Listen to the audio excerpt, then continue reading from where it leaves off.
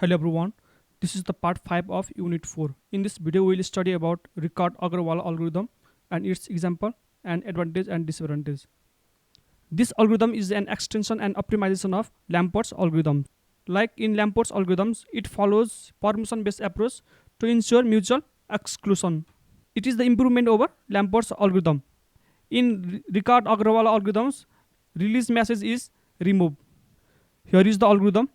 When process PI wants to enter the critical section, it sends the timestamp request message to all the other processes, that is PJ.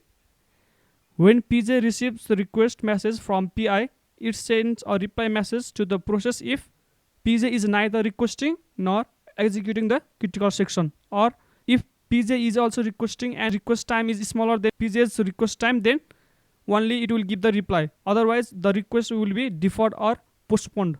The process enters the critical section after it has received reply from all the process. When the process PI exits from the critical section, it sends the reply message to all the deferred request or all the other postponed request. यसलाई simply नेपालीमा बुझ्दाखेरि चाहिँ फर्स्टमा एउटा प्रोसेसले critical section use गर्नको लागि आफ्नो time स्ट्याम्पसँग request message send गर्छ, अनि अरू प्रोसेसहरूले चाहिँ रिक्वेस्ट मेसेज पाइसकेपछि रिक्वेस्ट प्रोसेसलाई रिप्लाई दिने कि नदिने भनेर दुईवटा कन्डिसन चेक गर्छ.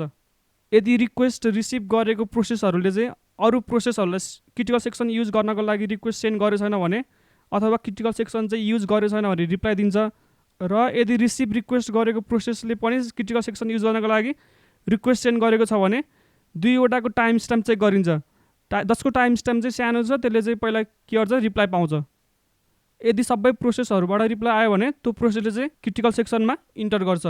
त्यो प्रोसेसले क्रिटिकल सेक्सन युज गरिसकेपछि क्रिटिकल सेक्सनबाट बाहिर हुन्छ र बाँकी भएको अरू प्रोसेसहरू जुन चाहिँ डिले भएको प्रोसेसहरू छ त्यसले चाहिँ रिप्लाई पाउँछ. अनि तिनीहरूले रिप्लाई पाइसकेपछि क्रिटिकल सेक्सन युज गर्न पाउँछन्. This is the algorithm of Riccati Agrawala. We will understand these algorithms clearly by looking at the example. Here is the example. Let us consider three processes P1, P2, P3 which have its own queue. This will be P1, this will be P2 and this will be P3. Here let P3 wants to access the critical section. This one to access the critical section, then P3 sends the request message to all the other process with this timestamp. Request गर्नको लागि चाहिँ के गर्छ, time स्ट्याम्पसँगै आफ्नो process पनि अरू प्रोसेसहरूमा send गर्छ. यो T1 किन भयो त, जसले पहिला रिक्वेस्ट गरेको त्यसको टाइम स्ट्याम्प चाहिँ T1 हुन्छ.